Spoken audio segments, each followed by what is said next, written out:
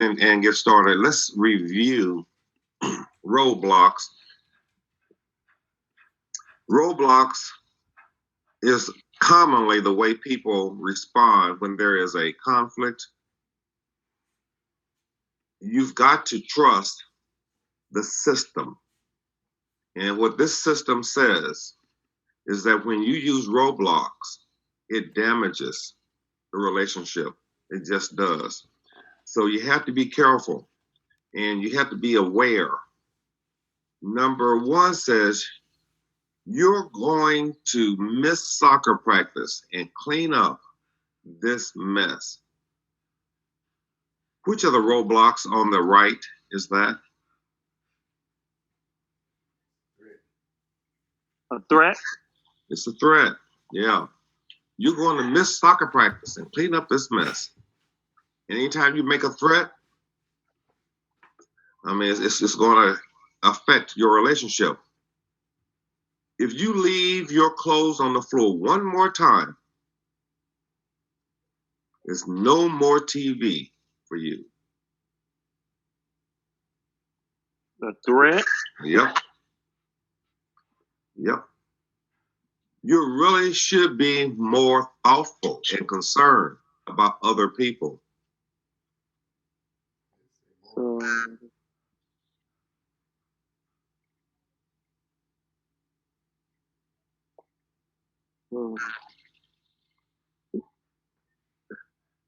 is it analyze?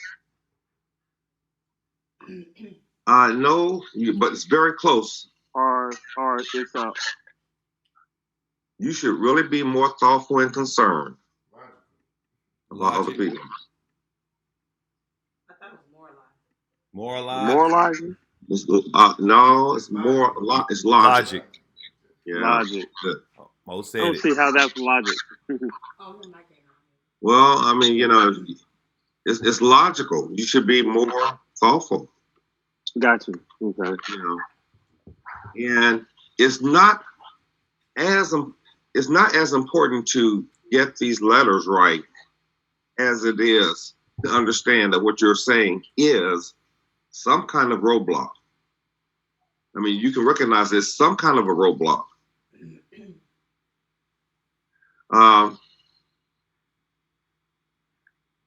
Number 4 is just common sense that things around here would be much better organized if we would all live by a simple rule, a place for everything and everything in its place. That's the same thing.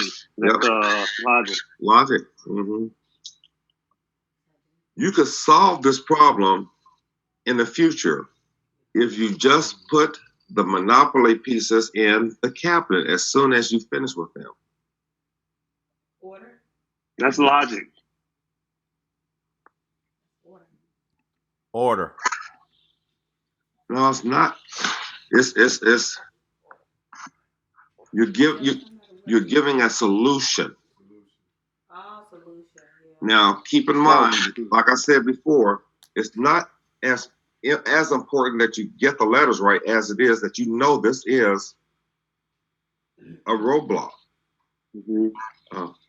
You never put anything away. You always expect me to pick up after you. Blaming. It's blame. Yeah.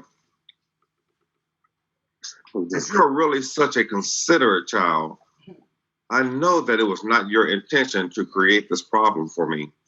Praise. That's praise. And people get tripped up on praise all the time because they are thinking, how can praise be a roadblock? Mm-hmm. The person's having a problem. They don't want to hear praise. It makes it seem like you're trying to manipulate them. Mm-hmm. Okay.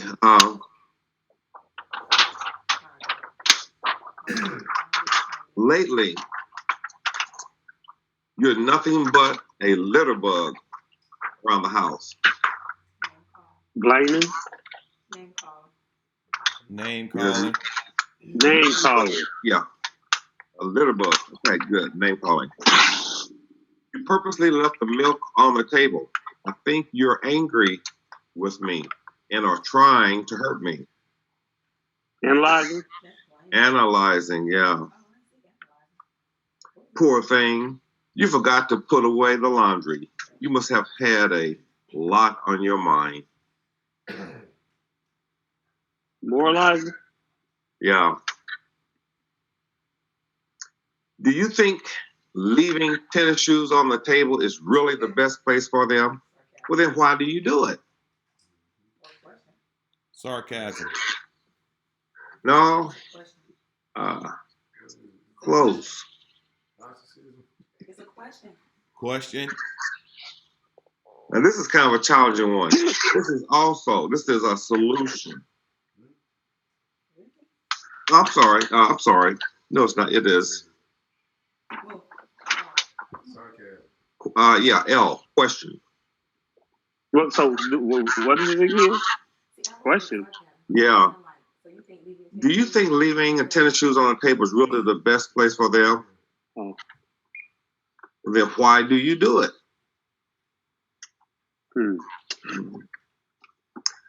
I hope that when you get your own place, you hire a personal servant who does nothing but pick up anything you leave behind, you leave around.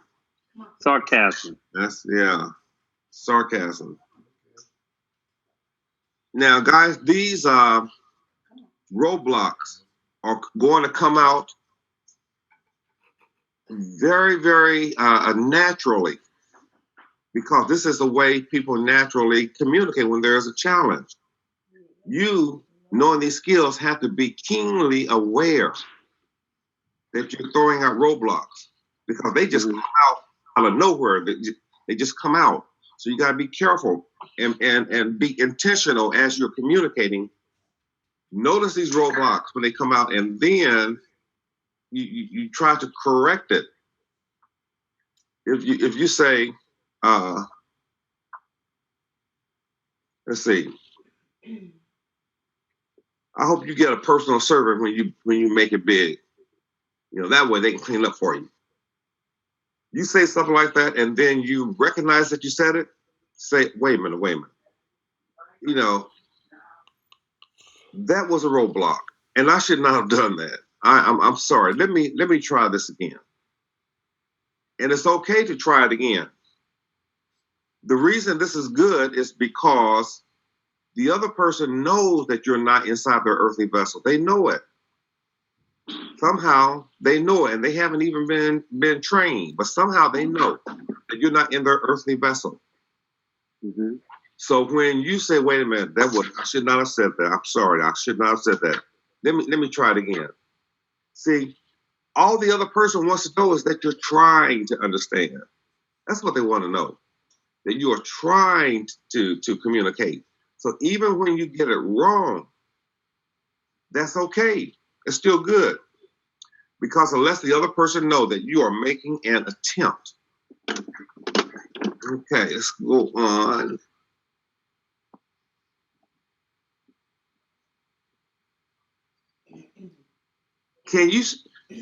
Are the pictures covering up some of your screen? No. Depending on your device. What pictures? Talking about our images? Yeah. Okay. He's talking about his pictures, the roll pictures. No, not for me. Okay. It's you. There we go. Okay. Guys, most people don't listen with the intent to understand. Remember, there's two things that you need for active listening. Attention, that means you need to pay attention, and you need intention. And most people, they don't listen with the intent to understand. Most people listen with the intent to reply. You have two sides, people. They listen with the intent to reply. This is not communication. Two people thinking about what they're going to say next. All you have is a collective monologue. Remember, seek first to understand and then to be understood. Guys, I guarantee you, a person is they'll be more willing to listen to you if they first feel like they have been listened to. Now, one trap that people with these skills have, one trap that they have, and I am going to warn you in advance that you're going to have this feeling. But people who know these skills, they feel, well, doggone, why is it that I always have to be the one to understand? I have some things to say too. Why can't I say my thing like they're saying their thing? And the reason you can't is because you know the skills. And what I'm telling you is that if you want someone to listen to you, you make sure that they feel that you've listened to them first. Because you have the training.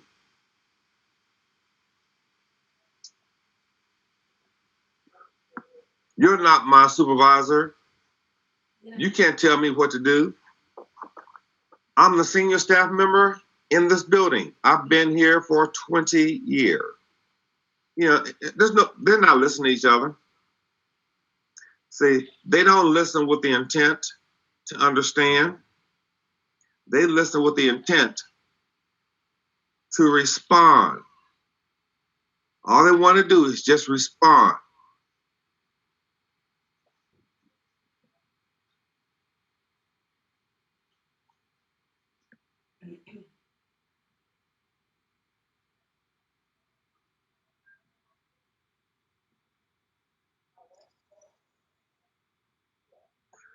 You guys remember the iceberg?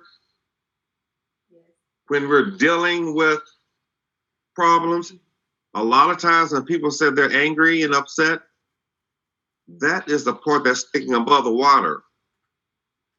But below the water, I mean, you got all of these reasons down here. This is what's really going on. So we have to be sure and do some self-disclosing. We have to do some self-analyzation to make sure that we understand what's going on down here. Not anger, I'm upset, or I'm angry, or I'm mad at you. We need to go deeper and find out what is the real reason.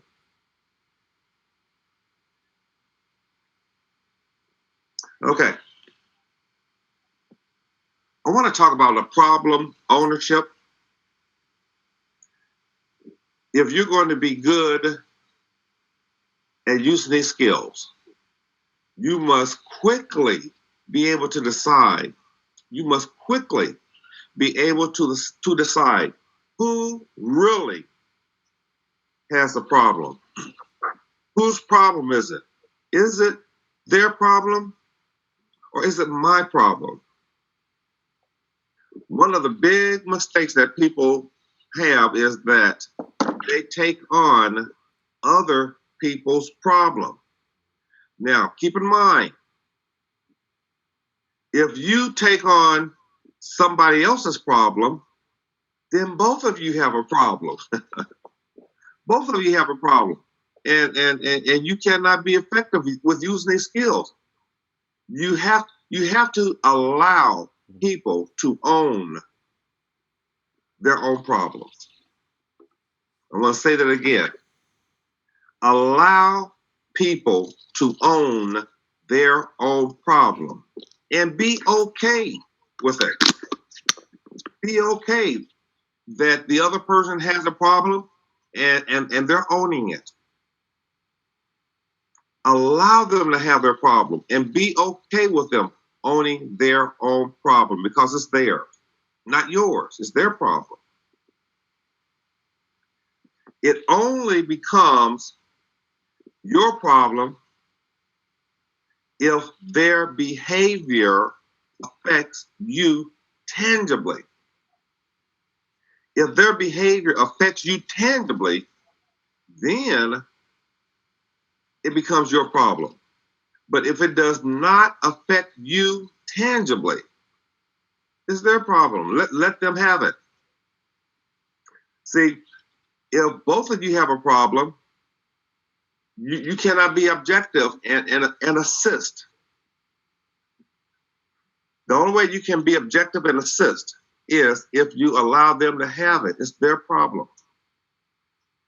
I want to know if this is a problem or not. Your brother has a 6 a.m. flight and wants you to get him to the airport by 4:30 a.m. It's a problem, but it's a brother's problem. Yeah? And he says, let's talk about this. Hey, Darren, I know this is late. It's 10 o'clock at night, and I'm sorry for the last minute phone call, man. But listen, I got a 6 a.m. flight, and I need you to get me to the airport at 4:30. Can you do that? I wouldn't be able to do that. Ooh, come on, man. You know, how else am I going to get to the airport? Yeah, I understand your dilemma. I know you have an early flight, but because of this, I have not been able to plan for that. I have something scheduled for in the morning. Yeah, but what am I going to do? Would you want me to give you some advice? Man, you're good. You're good. I thought I was going to trap you. I thought I was going to get you to say something like, man, why don't you get an Uber? Or why don't you call a cab? See, that's a roadblock because that's question or solution. Okay. All you want to do is to hear them and let them know that you heard them. Now, if you really, really don't mind taking them to the airport, that's one thing. But if it's an hour, it takes you an hour to get to the airport, and you got to get them there before 4:30. That means you need to leave at what 3:30, and say you got to be at work at 6. And I mean, you just don't have it. Your schedule won't permit it because it's going to take you another hour to get back, and then you try to get dressed. It's too much pressure to try to get to your own job by 6 o'clock. See, and you really can't do it. Now, a lot of people will feel bad that they can't do it. And that means you've taken on their own problem. Now, understand, I'm not trying to say that you should not be sympathetic or even empathetic. But when you have to make the call, the hard call, you can't do it. I mean, you're sorry that you can't do it. If he had left at a different time or on a different day, you could do it. But in this particular case, you really can't do it because you have to give them the presentation at your meeting this morning, and you just can't do it. You have to be able to say, I can't do it, and you have to be okay with that.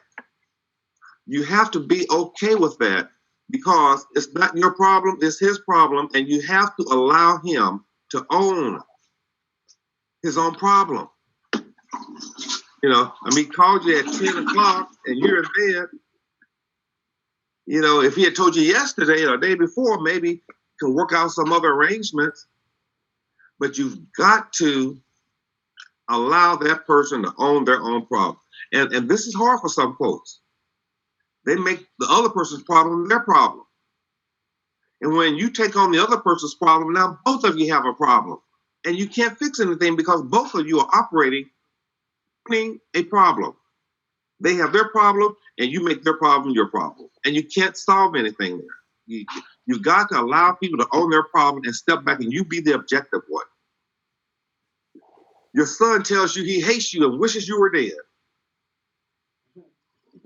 He got a problem. Whose problem? The son.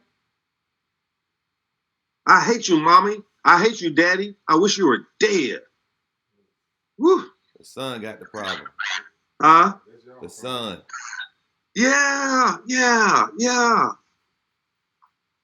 And the son has the problem, and you have to be okay with your son having that problem. Because if you allow the son to have his own problem and you are objective, now you can listen to your son more objectively. What would you say? What could you say to the son that says, I hate you and I wish you were dead? What would you say? Tell me more. Yeah, tell me more. That's a door opener. What else could you say? Well, I'd like to know why you feeling that way. Yeah, I heard someone say, wow, yeah, that's another door opener. And what'd you say, Vic? I said I would love to know why you feel that way. The only problem, that's a question. Okay. Yeah, yeah. Be careful with that. Now when you say tell me more, that is just opening the door for them to continue to talk. Right. But if you say, tell me why you're feeling this way, see, that will take the son off on a tangent. Okay. So yeah, and they're very close, but one is a door opener, which is fine. One is a question, which is a roadblock. Okay. What about I see that you're I can from what you saying that I can tell that you're very upset with me. Yeah. Wow, I can see you're very upset with me. Yeah. And if he doesn't say anything after that, then you can say, no, tell me more. I can see that you're very upset with me. Oh man, the tone of your voice, I can hear. You're upset. I can see I can see the wrinkles in your brow. I can see that excuse me. I can see that you become flushed. Oh yeah, I can see you're very upset with me. Okay. You have a dinner date with your spouse and your boss just asked you to work until 6:30. Whose problem? You got a problem. You got a problem. Oh, your wife got a problem. Now this is a tricky one.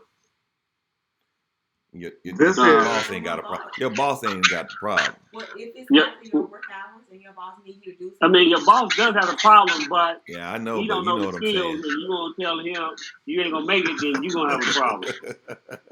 Yeah. Exactly what I'm saying. Really, right now, by him just asking you, there's no tangible effect. Exactly.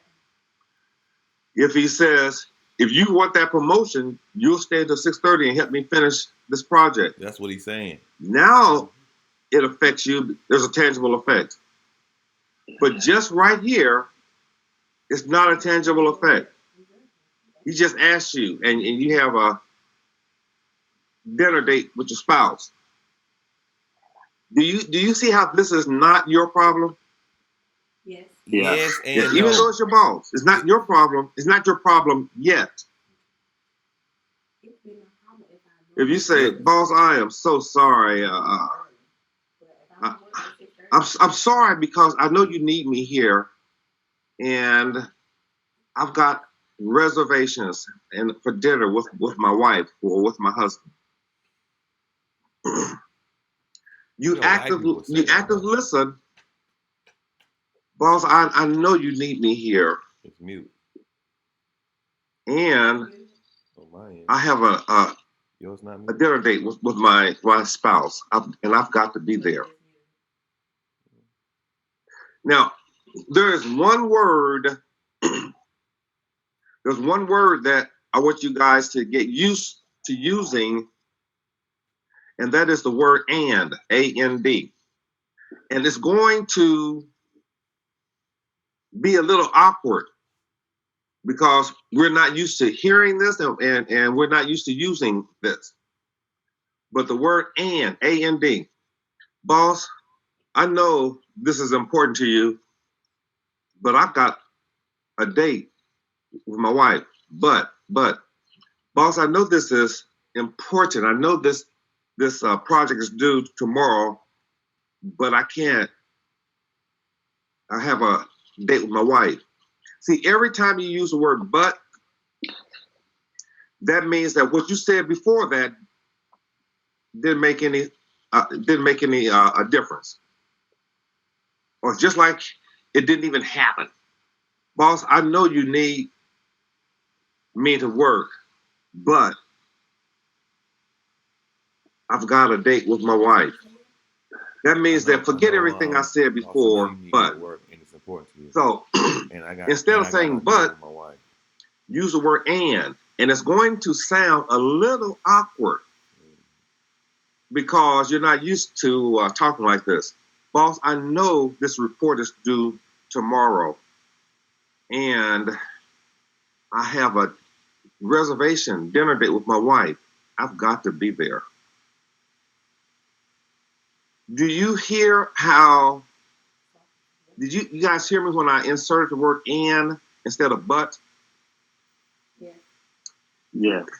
It's crucial because now the other people don't have these skills, but somehow in their vessel, they heard the word "but." And when they heard the word "but," that meant everything that you said before "but," just wipe it all off the picture. Boss, I know you got this important project to do in the morning, and I know you need me here. And I've got an important date with my spouse. We got reservations, boss, and I've got to be there. And then when your boss hears that, and when they come back with but you know I've got to get this done, then you go on to active listen. See, number one, not only do you have to understand problem ownership, you've got to understand which skill to use when there's a problem. Once you decide who owns the problem, if it is their problem, active listen. If it's your problem, iMessage. We're going to talk more about that in just a little bit. You're taking your family to the company's annual picnic, and your son comes out of the room with his pants sagging below his butt.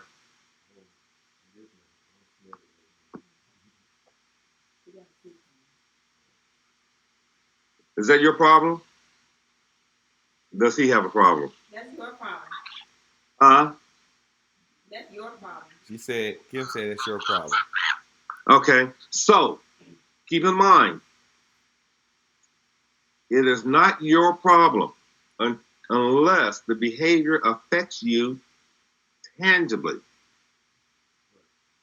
Is there a tangible effect with your son's pants sagging? Yeah. What's the tangible effect? Tangible effect is your parent or what you call it, your parent skills or how people value you as a parent. Your reputation. Your reputation, yeah. So you think that your reputation is going to be tarnished when people see your son's pants sagging? Yes. Suppose they don't care. Well, suppose their son's pants are sagging. See, it's not your problem yet. It's not your problem yet.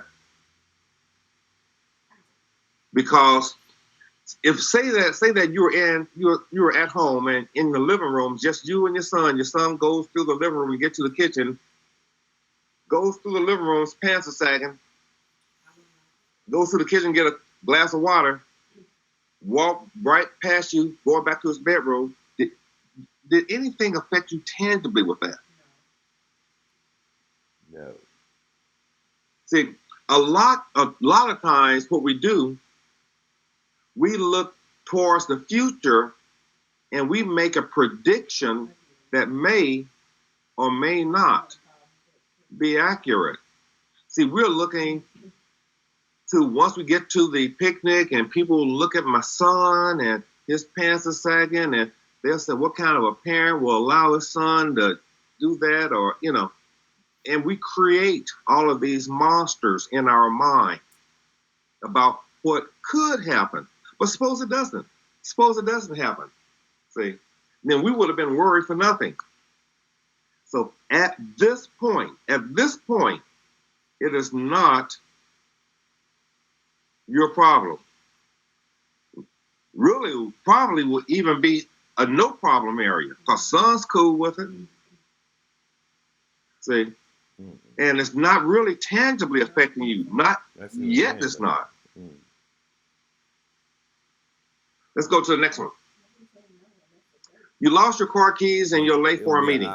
Your spouse needs her car to go grocery shopping for tonight's dinner. Whose problem? The husband. The husband. It's the husband's problem. It's the husband's problem.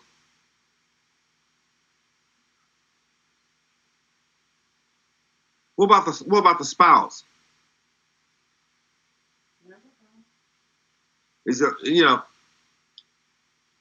not her problem. It's not her problem. Now he could say, honey, cook leftovers, eat leftovers, let me use your car, or you take me to the meet. I mean, you can come up with all of that, but at this point right here, you lost your keys and you're late for a meeting. That's your problem. Yes, the spouse, but she needs to go to a store and grocery shop for dinner tonight. Let's say she went on to the store, to grocery shop, and left you at home and you missed your meeting. Wow. It's going to be tough, but she has to be okay with that. Because that's not the problem. I mean, he's the one that has a problem. And sometimes allowing people to own their own problem is going to be tough for you. But you've got to do it. You've got to discipline yourself. And not to be cold, not to be cruel, not to be, well, that ain't my problem, that's your problem. Not like that. But I'm talking about in your mind. You have to know in your mind whose problem it is so that you can use the appropriate skills. You don't say, well, that ain't my problem. I don't know how you're going to get to work. I mean, to your meeting. No. You know that your husband has the problem. So since he has the problem, or your wife, whoever it is, since they have the problem, you know you need to actively listen. You just need to know what skill to use. Active listen. All right. Your spouse snores so loudly it wakes you during the night. Whose problem? You got it. Yeah, your problem. But if they got sleep apnea, they're gonna suffocate. They might have they have the second problem. Yeah, and that might be, that happens. But the snoring and the waking you up is your problem. It doesn't do me good to hit them on the arm and say, wake up. It's not his fault or her fault. They're sleeping. It's your problem. Your neighbor insists on displaying the Confederate flag. Your problem. Whose problem? Their problem. No, it's yours if you got a problem. But they have no problem. They didn't say that. Every morning you wake up and you open your front door and you see that Confederate flag across the street. Well, it's probably you. I think logically it's you with the problem because your neighbor doesn't care. That's why he got a display. It's a joy to him. Yeah, that's true. Neighbor's fine with the Confederate flag showing. Yeah, you are the one with the problem. And if you were going to talk with your neighbor, what skill would you use? Active listen or iMessage? iMessage. iMessage. Whenever you have a problem, use an iMessage. Yeah. If the other person has a problem, you active listen. Your high school senior wants to stay home alone to study for a major test instead of going to the pre-planned family camping trip. You got a problem. Who has a problem? Do you have a problem, or does your high school senior have a problem? You. You have a problem. You really do. You have a problem.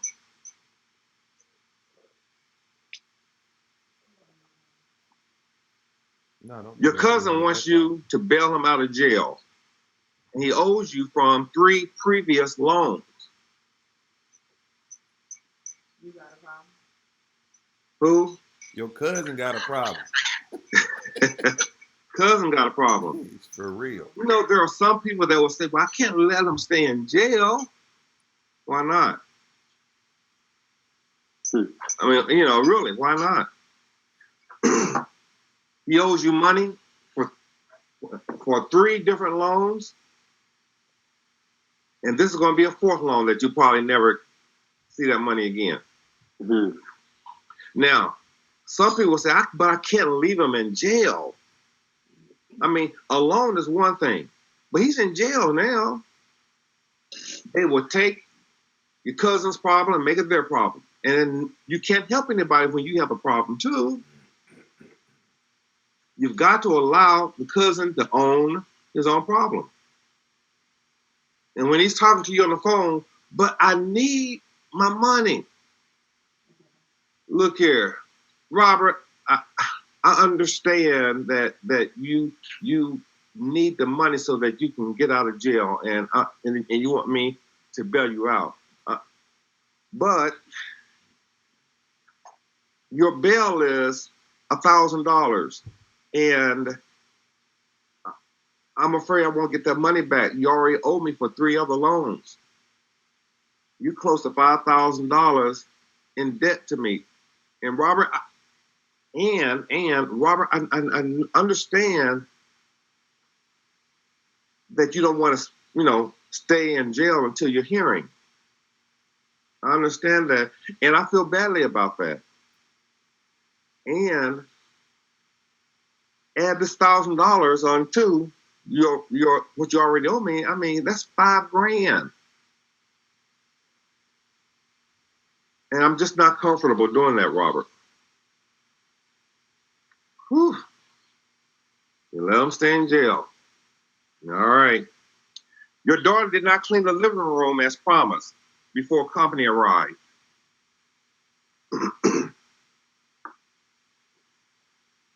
Whose problem? You got the problem. Mm-hmm. You and your company arrive, and they open up the door, and the living room's still a mess. And you're embarrassed. Your problem.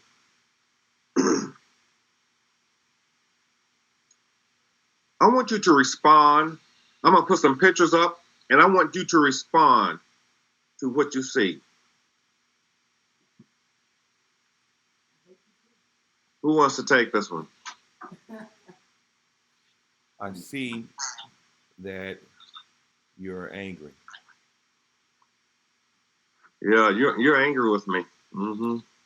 Yeah, you're angry with me.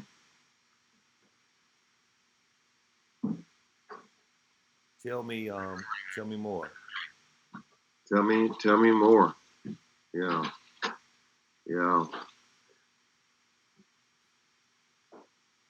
You know, I use this one time when I was a vice principal at Southeast Middle School. I was watching the cafeteria and was getting ready for passing, go to the next class. So I asked all the kids I said, pick up the debris under your tables. And everybody picked it up. And this one table, there's some debris there on the floor. So I asked the kid to pick it up. And he looked at me and he says, I'm not picking that up, bitch. And then the whole cafeteria got quiet. You could have heard a pin drop. Mm. Now here I am, an administrator. And he called me a bitch in front of everybody. So I looked at him and I said, you're angry with me, aren't you? Yeah. Okay. I said, this is what I want you to do. I want you to pick up the paper and then go to my office and we'll close the door and we'll talk. I want to hear what's on your heart. I said, go ahead and pick up the paper and then go on to my office and we'll talk. I'll write you a pass to get to class, but it's important that I hear what's going on. Man, boy, I got so many props as a result of doing that because everybody heard it. And then we went to my office. Props from who? The students or? Yeah, man, from the students. I'm trying to think if there was any. I think I might have been in there by myself. I think I was the only adult. But even if the staff heard it, that would have been good because it would show staff members. I would have been effectively modeling for the staff also. But I was not going to lose my cool, and I was not going to let his problem become my problem. I could have easily said, what? I am the assistant principal. Don't you know who I am? Go to my office. I'm going to suspend you. Well, I mean, I could have done that. And I would have, legally, I would have had the right. I would have been right doing that. But here's the problem. If I suspended him, he goes home for the rest of the day. He's still coming back tomorrow. He's coming back tomorrow.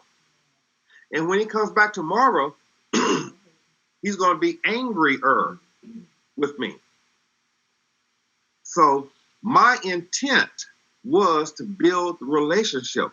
To keep in mind, what is your intent? Your intent is to maintain and build your relationship. So I knew he had the problem. I had to hear him. Went to my office, closed the door, and I said, okay, Johnny, tell me what's going on. Tell me what's happening. And I let him vent, and I acted listen. Come to find out, he really wasn't mad at me because of the paper. He's mad because his older brother got suspended from school by me. So apparently, older brother talked to him about, mean old Dr. King. So he came to school with a preconceived image of me. And when I asked him to pick up the paper, he just exploded. He exploded. See, I cannot let their behavior become my problem. I can't do that because I cannot effectively help them. Even when he called me a bitch in front of everybody.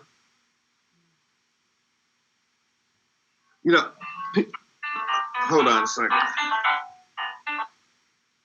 People, the other kids, they respected that and they said, wow. And this kid became one of my greatest allies in the school. Instead of an enemy, he became an ally.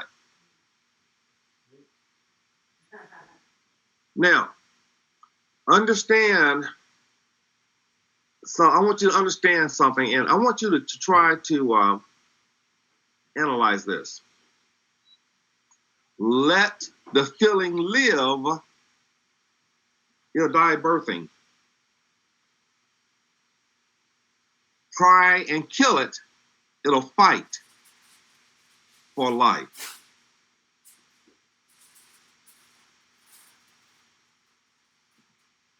Let the feeling live, it'll die birthing. And what I was trying to do with the kid is not try to squash his feelings for me. Because see, he hates me. He hates me. So I have to allow him to feel that hatred for me. I have to allow it. And if I allow it, it's going to die birthing. It's going to die birthing. You're really angry with me. What's going on? Talk to me about it. I can see that you're upset. Yeah, I can hear it in your voice. You're even turning red. I can see that. Man, I must have done something to make you so angry. Talk to me about that. Tell me about it. I let it live. I don't try to squash it by saying, you don't say that to me. I am whoever it is. I'm the vice principal. You don't say that to me.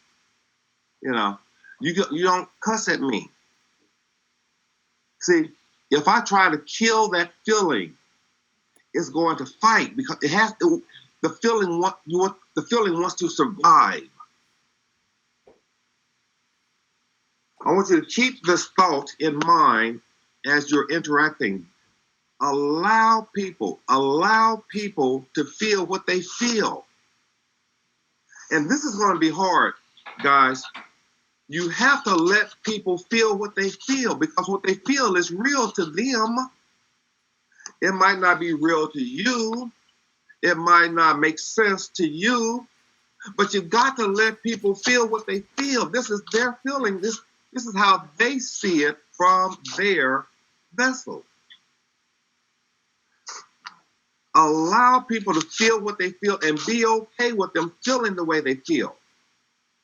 Because if you try to change them, if you try to change their feeling, I guarantee you they're going to fight for survival.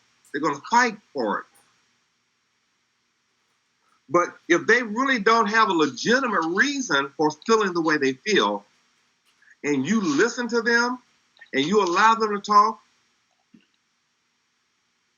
that kid's going to say, you know what, Dr. King, you're not a bad guy after all.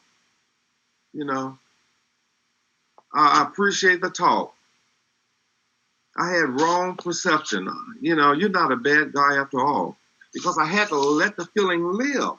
If I sent him home with a suspension and he came back the next day, boy, I'm going to be a bigger bitch than I was the day before, as far as he's concerned. So, when you're communicating with people, understand people feel what they feel and they have a right to feel what they feel. And you cannot down them or dog them because they feel a certain way that's different from you. Let people feel what they feel because it's them. And be okay with that.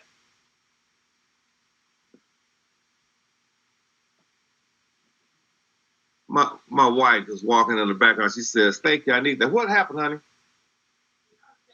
Oh, Jamie. Okay. Yeah, we got a nephew. Man, he renting our property, and he's upset because we asked for the rent. Do you understand that? No. And get this now. He has a whole house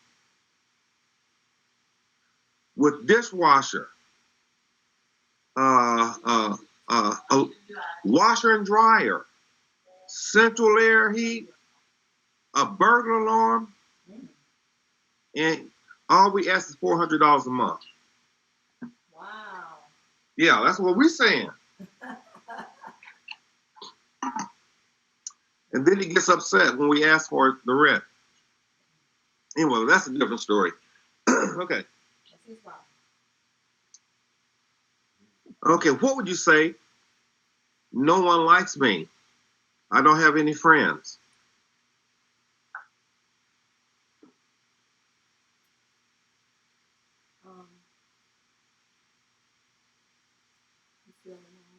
I see that you seem sad about what's going on.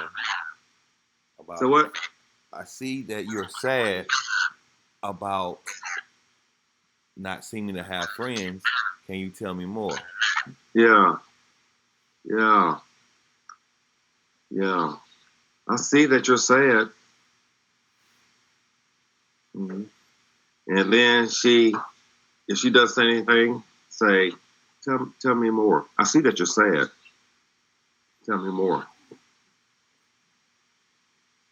Now, one thing that I got a question. Yeah. You know how I thought about that.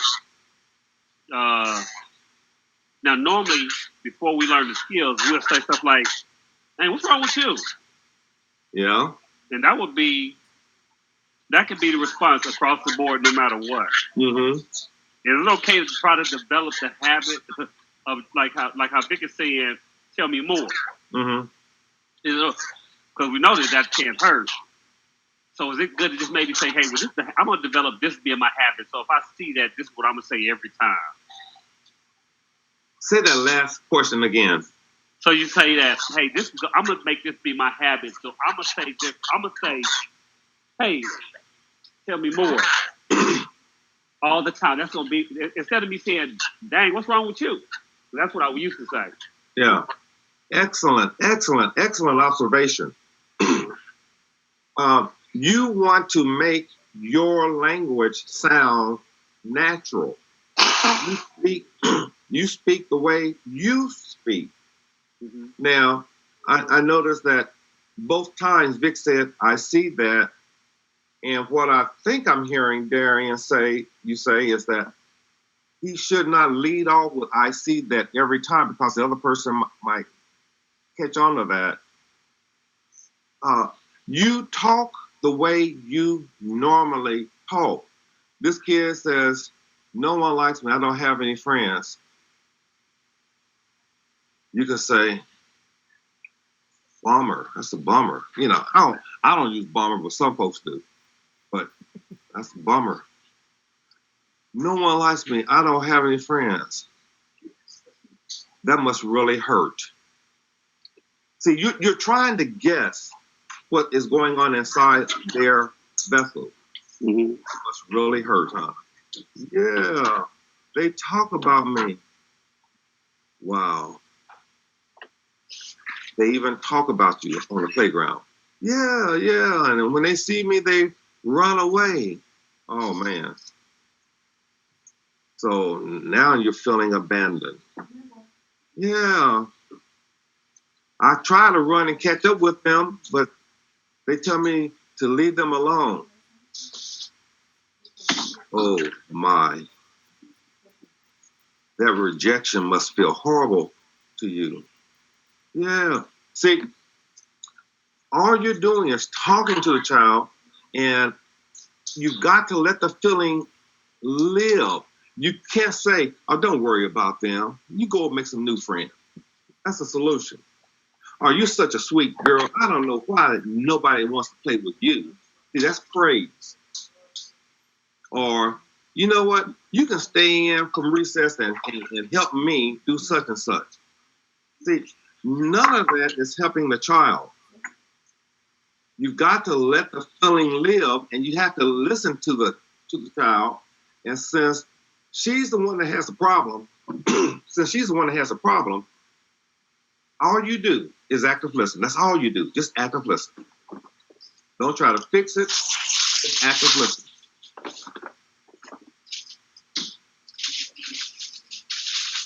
Well, that Yeah. actually, I was saying the reverse. I'm saying that, you know how we normally would say phrases that it doesn't matter who the person is. That's what we'll say. Like, man, like if we saw someone with a problem, we say, "Man, what's wrong with you?" Because it's almost like we were trying to say, we were taking on that problem because they came with a problem.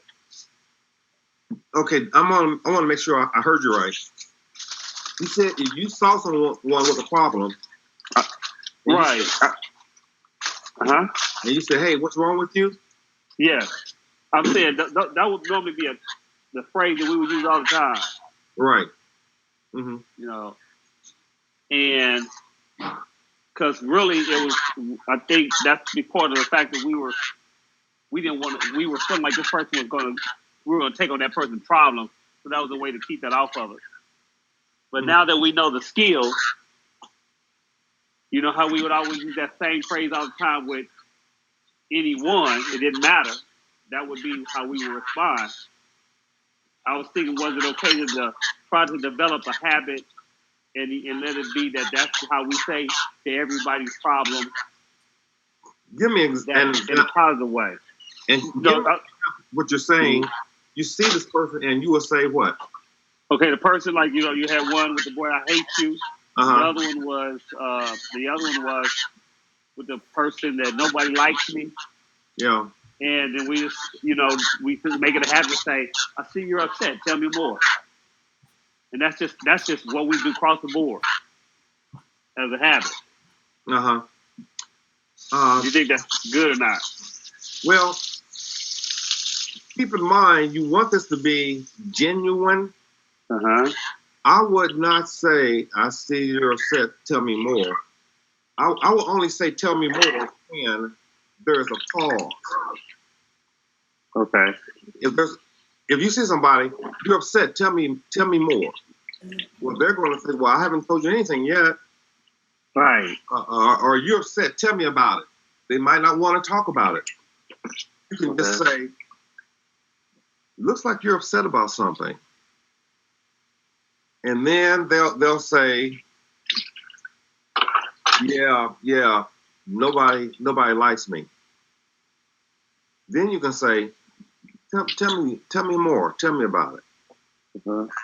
See, you wouldn't say, I see you're upset, tell me more. Okay. And keep in mind, and this is very important, you use these skills only when there is a problem. Only when there is a problem. You talk any way you want to talk. But if you notice, as you're talking, a problem arises with you or the other person, then you stop and you start using the skills. If you say, looks like you're upset, and she says, no, I'm not upset, I'm cool. Leave it alone. Even though she still looks like she's upset, her words were, I'm cool. Because we don't know what's going on inside their vessel. They could have been thinking about something that happened yesterday. And they were upset about that. And maybe it showed with their facial expression. And it's good that you're noticing the facial expression, because when you listen more than with your ears. And we're going to talk about that in just a second. Mr. Teacher, why do you always pick on the black kids? Why do you always pick on the black kids?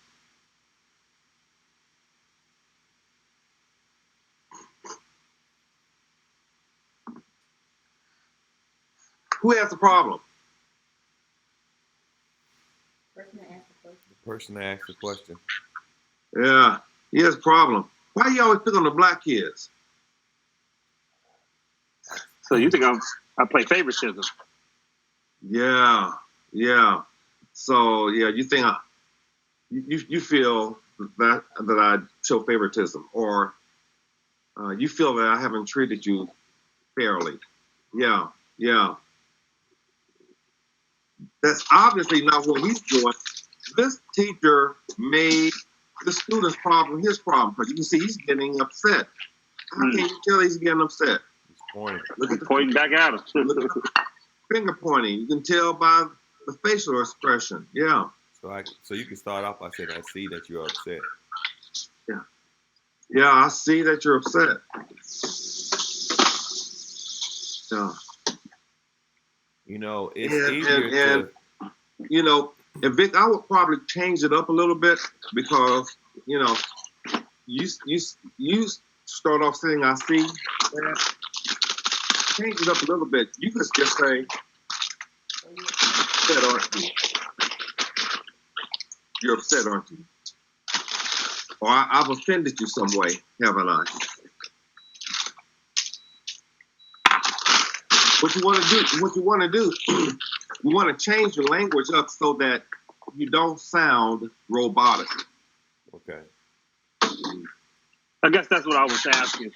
But I was saying it'd be easier to make it robotic if I say, this gonna be my response, and I'm looking a chance to use it the same way I used to spontaneously just use like, man, what's your problem? Yeah.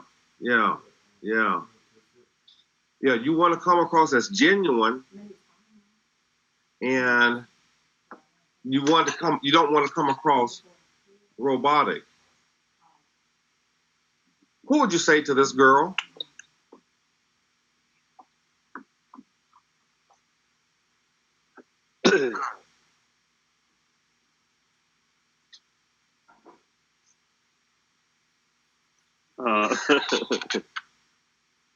You're feeling a little bit perplexed. You feeling what, Vic? I said you're feeling a little bit perplexed. Yeah. What else could you say? You're conflicted, huh? Yeah. This seems this could be troubling, huh? Yeah. Look at her face. You could say, you really don't want to go, do you?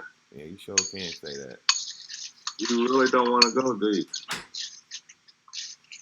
Or you have some concerns about that, don't you? Yeah. All of what you said was correct. All of it. Because the other person just wanted to know that you heard them. That cereal. Yeah, Darren, you crackling in the background. Oh wow, yeah, that is cereal. Sorry about that. Okay. What about this one?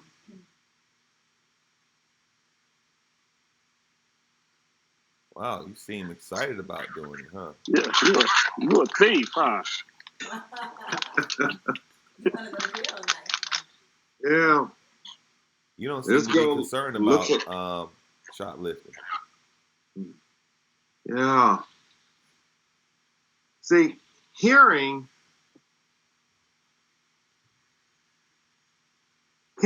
is something you do with your ears.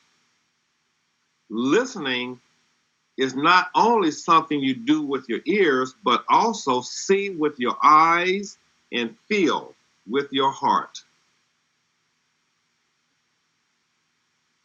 See, you guys, you saw this girl and you saw what's her eyes, you look at her body posture, you see that her arms are folded, she has a wrinkle up here in her brow, you see that. But this one, I mean, she's even throwing up peace signs. Same thing. So you can't go on words alone. As a matter of fact, words only account for 7% of communication. The other 93% is your facial expression, body language, tone of voice. And so when you hear, you only hear with your ears. But when you listen with your whole body.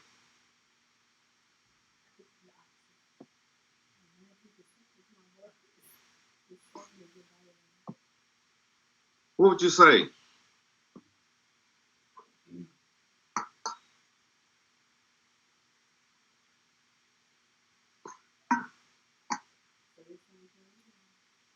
So you're really concerned about your son, aren't you? Yeah. I am concerned he's not learning anything. You're the worst teacher I've ever seen. Keep in mind, don't ever forget that you've got to let the feeling live. You got to let it live. You cannot be afraid to let the feeling live. And her feeling is that you're the worst teacher I've ever seen. Let her have that. Those are her feelings, and she believes those feelings. You let it live. And if you let it live, it'll die birthing.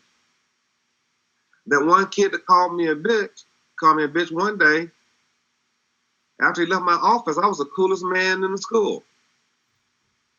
Because I let his feelings live. And when you let it live, they'll die birthing.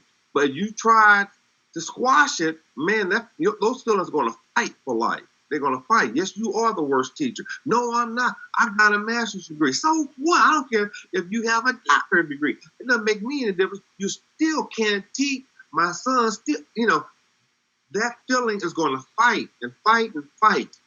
Stay alive. If you try to kill it, don't try to kill the feeling.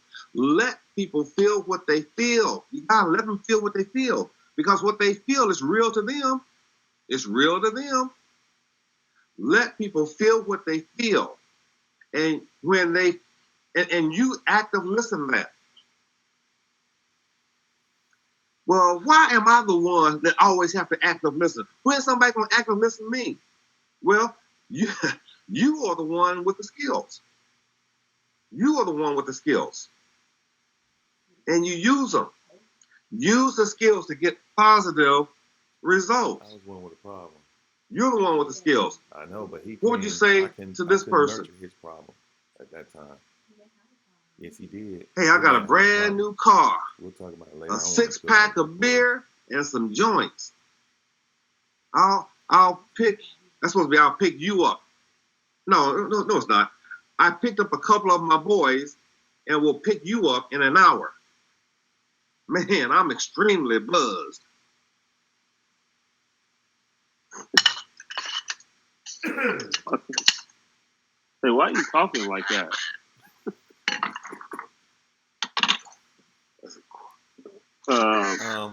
It sounds like you're excited about now partying. Now you're on the phone with this guy, and this guy calls you up and says, "Hey, I got a brand new car, 6-pack of beer. I'm already buzzed, got some joints. I'm going to pick you up in an hour." What would you say to that person? You want me to come? You want me to come and party with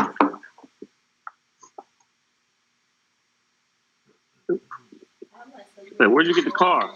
No, I'll say you're not concerned about you don't have any concern about being driving and that's moralizing. Okay. Roadblock. Let's see. And where you get the car? That's a question. Roadblock. Well, you just want to hang out, party, huh? Well, let me ask you personally. How do you feel? How do I feel? I'm not safe. Yeah, I feel like going. That's gonna get this man. That's in jail. Yeah. See, this person, you're the one that has a problem because the guy's going to be there to pick you up in an hour. Oh, okay. You're the one with the problem. So I should tell him how I feel. Hey, man, I don't feel comfortable. Yeah. Right. Hey, yeah. I don't feel comfortable. You already got a drinking and driving, and I'm afraid to do that. I don't want to do that. Might land up in jail. Anything can happen, but I really feel unsafe. See, the first thing you have to do is know who has the problem. See, this guy, it's not his problem. He's cool. He's high and everything, and he's coming to pick you up. And so it's your problem. He's cool. And your problem is that you don't want to drive, you don't want to ride because he's high. You don't feel safe. You don't want to get into an accident. You don't want to go to jail. Hey, man, I really don't feel safe riding with you. Now, if you guys want to come by and hang out, that's okay, man. But I really don't want to be in the car while you guys are hot.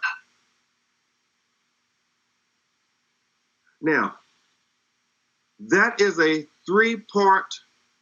That is an iMessage, but that was only 2-part. The iMessage was, I'm uncomfortable. being with you guys when you're high. See, I name the behavior, I name the feeling. Now, if I were to add the third part to the I message, I'm uncomfortable and riding with you guys when you're high because we could get into an accident. So that's a tangible result.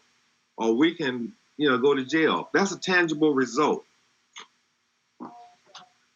Even though 3-part I messages is the best I message, sometimes you don't need all 3 parts. Sometimes you might just use 1 part or 2 parts. Hey man, I'm uncomfortable. What do you mean uncomfortable? I'm uncomfortable because you guys are high. That's 2 part. What do you mean? I'm uncomfortable because you guys are high and we might end up in an accident. That's the 3 part. You decide on how many parts of the iMessage you're going to use, with the understanding that 3 parts iMessages is better than 1 part or 2 parts. Now, when you active listen someone, or when you give your iMessage, now this is crucial. When you give your iMessage, expect the other person to resist. Expect it, because they are not used to being confronted like this. Expect them to have a problem with you talking to them this way. So what you have to do is shift gears. You give your iMessage, hey Bob, I'm uncomfortable riding with you guys and you're high. I'm uncomfortable. You might get into an accident. Oh man, you just little old punk. When they say that, you stop giving your iMessage and active listen. So you feel like I'm just scared. Yeah, man, you're a little old punk. Yeah. After they've heard you, then you go back to your iMessage. Yeah, you're a little old punk. Yeah. And Bob, it scares me to know that you're drinking and drugging and you want to pick up a 4th person in your car. That scares me. Ain't nothing to be afraid of. So you feel comfortable and feel like there's really, you feel like I'm overreacting, don't you? Yeah, man, yeah. See, you've got to get used to going back and forth, back and forth, back and forth.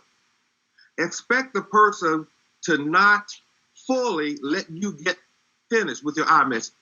Expect them to butt in, because they're not used to this. And when they butt in, you stop immediately with your iMessage. And you go to active listening. Guys, we're just about finished, but I just want to hit a couple of more slides. I had a problem. We can't do it. We can't do it between each other. I'm going to do it with your dad. When you have a conflict, and I will strongly encourage you to write it out. Write out. Don't try to do it from memory, because you might forget. You have to be able to describe the behavior, and behavior is what the person said or what the person did. So you can say, when you, and then list the behavior. I feel, and you list your feelings.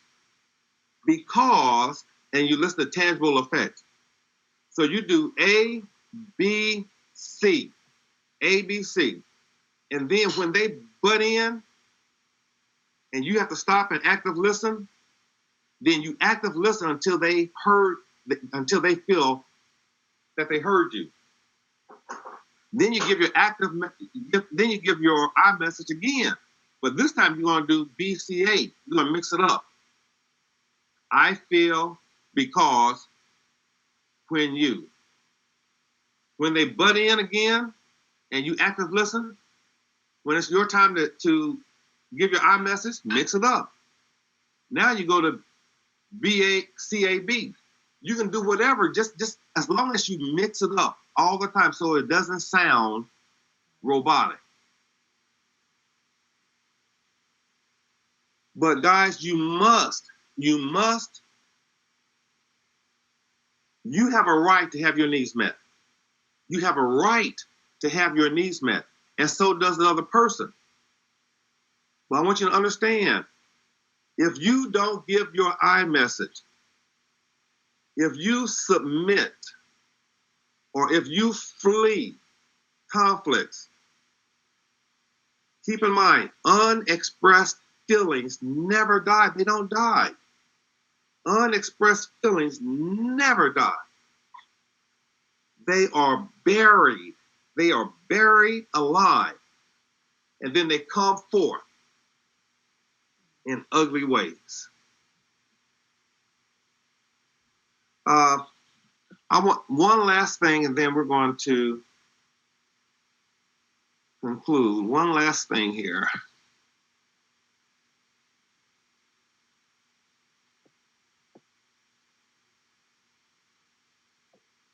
There it is.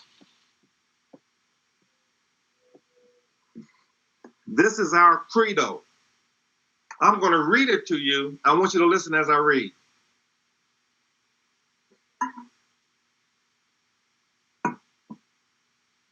You and I are in a relationship which I value and want to keep.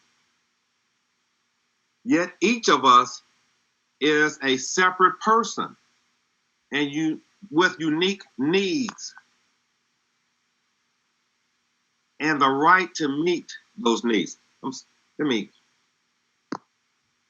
we go. Okay.